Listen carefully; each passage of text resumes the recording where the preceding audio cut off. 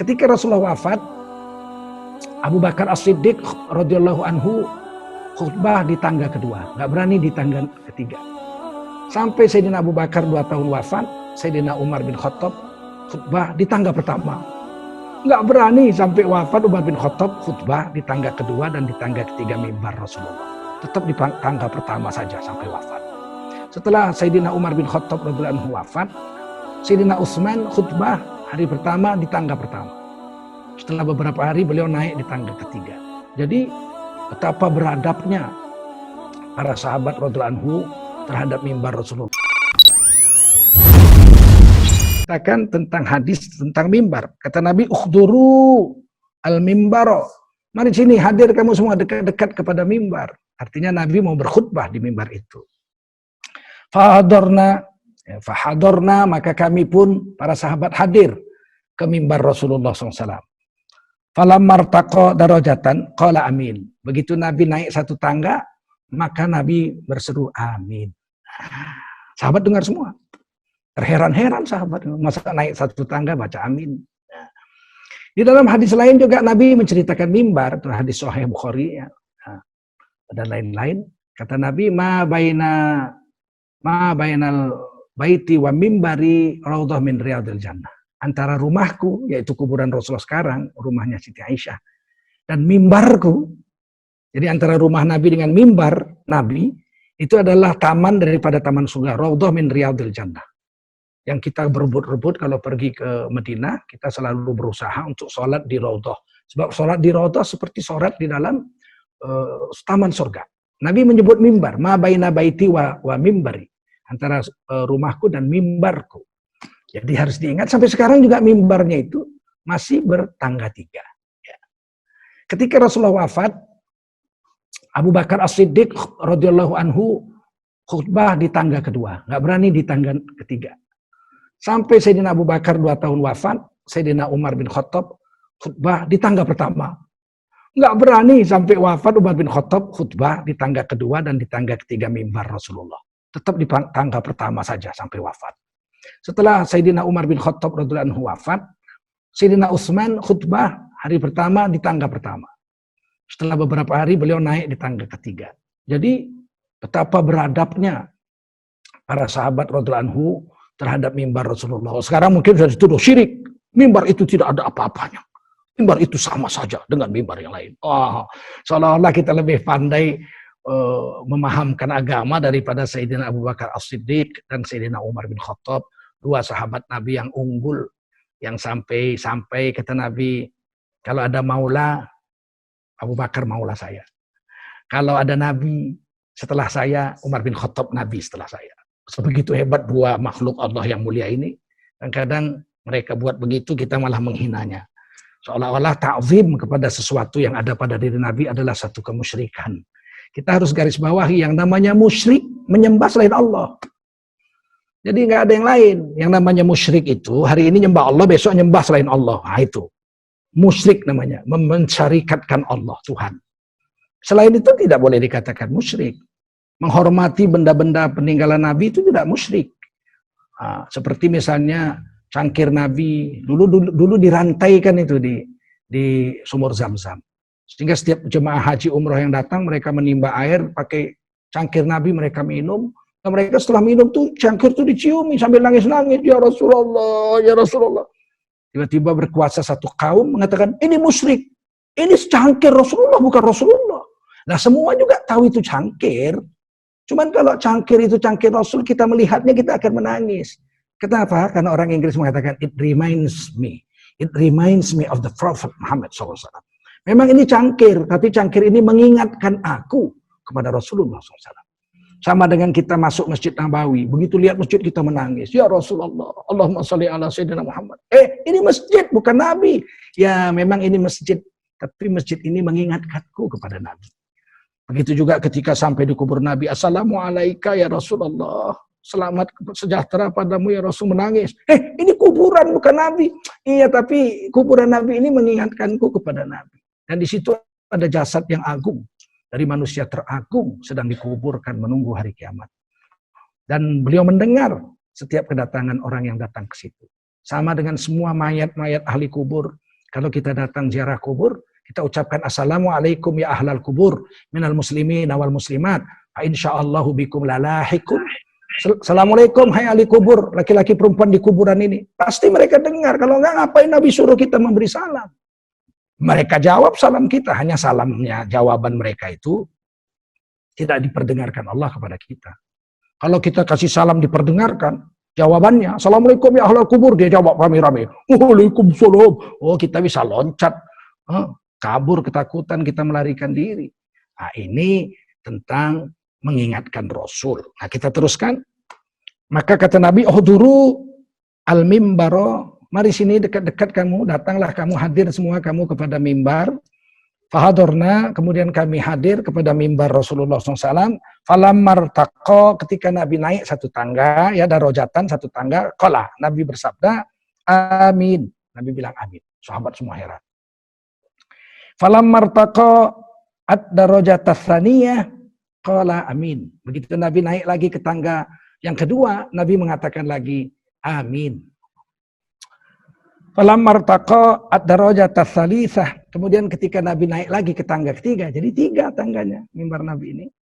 Qala amin. Nabi bersabda lagi amin. Falamma nazala qulna ya Rasulullah laqad sami'na minkal yauma syai'an ma kunna nasma'uhu. Begitu Nabi turun dari mimbar, selesai daripada khutbah kemudian turun dari mimbar, qulna, kami berkata para sahabat Nabi yang hadir waktu itu, ya Rasulullah, wahai Nabi Allah, Rasulullah, Nabi Muhammad SAW, laqad sami'na minka, kami telah mendengar pada hari ini dari engkau, wahai baginda Rasul, al-yawma syai'an ma kunna nasma'uhu. Pada hari ini kami mendengar, al-yawma, pada hari ini, kami mendengar sesuatu yang belum pernah kami dengar sebelumnya dari engkau, ya Rasul. Yaitu mengatakan amin tadi itu. Kenapa? Apa rahasianya? Sampai amin, naik lagi amin, naik lagi tangga lagi amin, 3 kali amin. Ada apa? Kami nggak pernah dengar begitu. Biasanya kalau naik aja. Nah, qala, bersabda Nabi Muhammad SAW menjawab pertanyaan sahabat. Kenapa setiap tangga dinaiki mengucapkan amin pada hari itu yang biasanya nggak begitu? Inna Jibril alaihi salatu wassalam, sesungguhnya Jibril alaihissalam, malaikat Allah yang selalu datang menjumpai para rasul mengantarkan wahyu, tidak kecuali Nabi Muhammad SAW, aradaliya, telah datang kepadaku, malaikat Jibril alaihissalam. Faqala, ba'uda man adraka Ramadan falam yughfar lahu.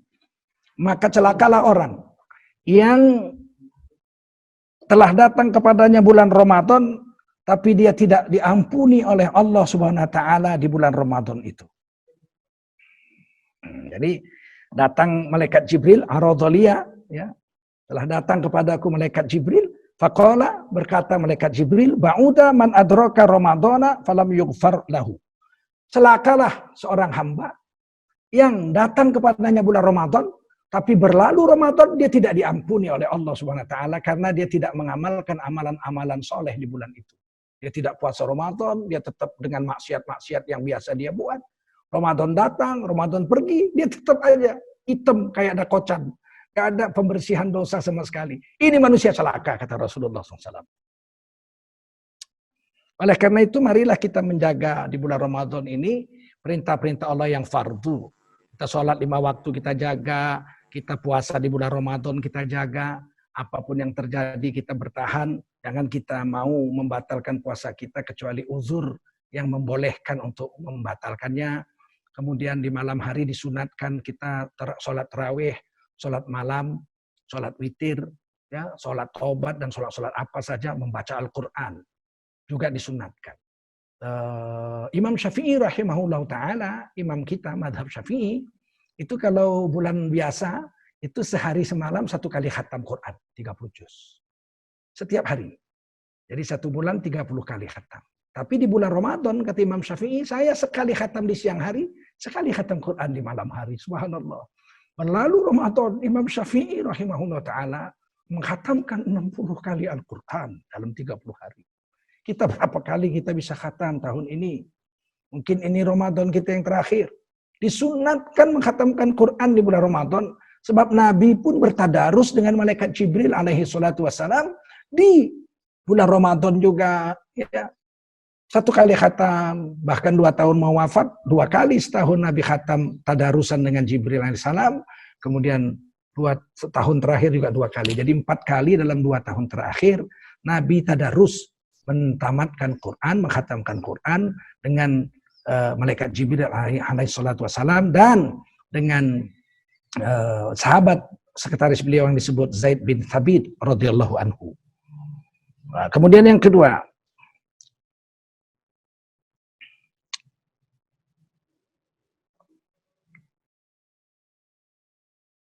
falamma raqitu saniyah, begitu aku naik ke tangga yang kedua, qala, berkata lagi malaikat Jibril, ba'uda man dzukirtu indahu falam yusalli alaika. Maka celakalah orang yang manzukirta, ya, manzukirta, bukan zukirtu, manzukirta. Jadi celakalah seorang hamba yang mana disebutkan namamu. Jadi Nabi Muhammad disebut namanya Muhammad Rasulullah atau Nabi kita atau baginda Rasul. Pokoknya disebutkan nama Nabi Muhammad SAW. Indahu, di sisi orang tersebut. Falam yusalli alaika, dan orang itu tidak berselawat kepadamu. Ini orang celaka.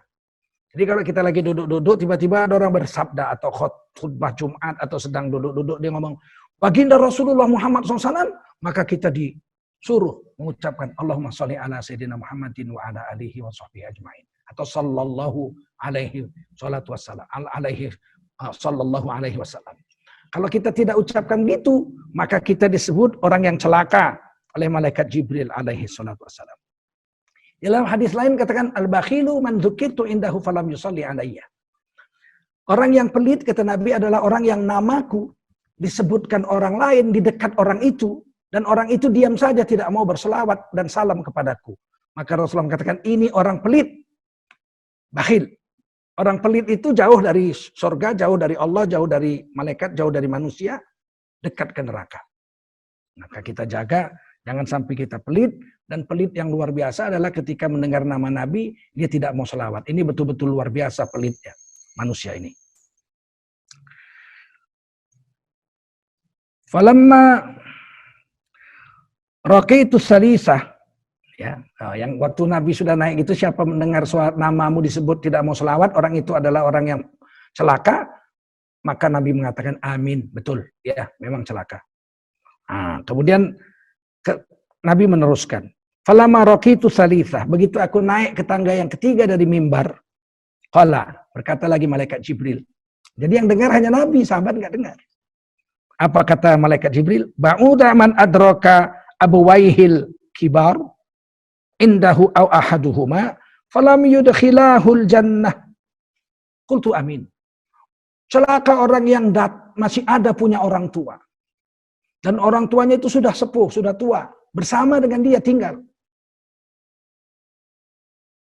Atau salah satu dari orang tuanya sudah tua, bersama dia tinggal. Dan dia tidak dapat tiket masuk surga gara-gara menyia-nyiakan bapak ibunya yang sudah sepuh, dia tidak urus. Dia tidak bahagiakan, dia tidak mau berkorban, kesusah payahan, mengorbankan diri, hartanya untuk orang tuanya itu. Maka orang ini, kata malaikat Jibril, adalah orang yang celaka. Qultu amin, dan aku katakan amin. Nah, ini rawahul Hakim maqala sahih isnad, ya. Ini hadis diriwayatkan oleh Imam Hakim, ya, Imam Ibnu Hibban, dan dikatakan hadis ini sahih, ya, oleh Imam Tabrani, ya, mensahihkannya, ya. Agar kita bisa mengamalkan. Jadi kesimpulan saya akan ulangi. Yang pertama, tangga mimbar Nabi itu 3, dan Nabi naik 1 berhenti, naik 1 kaki lagi kanan, naik kiri berhenti, naik lagi kanan kemudian berhenti. Jadi bukan tak tak tak tak kanan kiri begitu kayak kucing naik tangga, enggak. Nabi itu naik kanan berhenti, kanan naik kirinya berhenti, kemudian naik lagi kaki kanan beliau, kemudian naik kaki kiri beliau berhenti di tangga kedua, kemudian naik lagi kanan, kemudian naik lagi kiri, berhenti di tangga ketiga. Baru Nabi balik belakang berkhutbah kepada hadirin yang ada di dalam Masjid Nabawi. Jadi naik tangga itu ada adabnya, bukan tepuk kanan kiri begitu, tidak. Nah, kemudian Rasulullah SAW diberi kabar, barang siapa yang datang bulan Ramadan menyia-nyiakan Ramadan, sehingga dia tidak diampuni. Padahal semua orang yang puasa, kata Nabi, ghufira lahu ma taqaddama min dzambi. Siapa yang puasa seluruh dosanya diampuni yang telah lalu oleh Allah. Kayaumin waladathu ummuhu, sehingga di hari raya 1 Syawal dia seperti bayi baru lahir dari rahim ibunya. Dia nggak dapat ini orang celaka, kata Nabi. Jangan kita sia-siakan bulan agung ini. Sungguh-sungguhlah kita. Ya, mungkin ini Ramadan kita yang terakhir, kita tidak tahu. Jangan bermain-main lagi kita di bulan Ramadan ini. Apalagi dalam suasana lockdown seperti ini. Ya, apalah namanya PSBB, apalah pokoknya kita tidak boleh ke masjid, tidak boleh berkumpul, tidak boleh buat majelis taklim. Ya, ini kesempatan lah.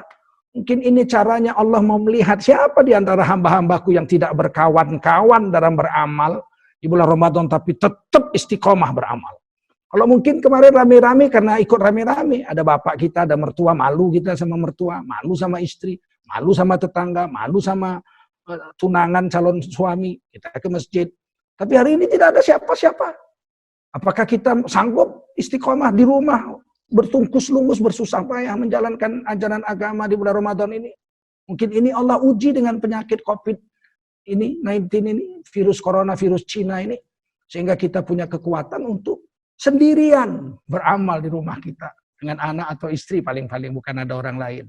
Ini keikhlasan semakin bisa diharapkan muncul dalam beramal sendiri-sendiri di malam bulan Ramadan untuk menghatamkan Quran, sholat tarawih dan lain-lain yang kita ingin jaga di bulan Ramadan ini.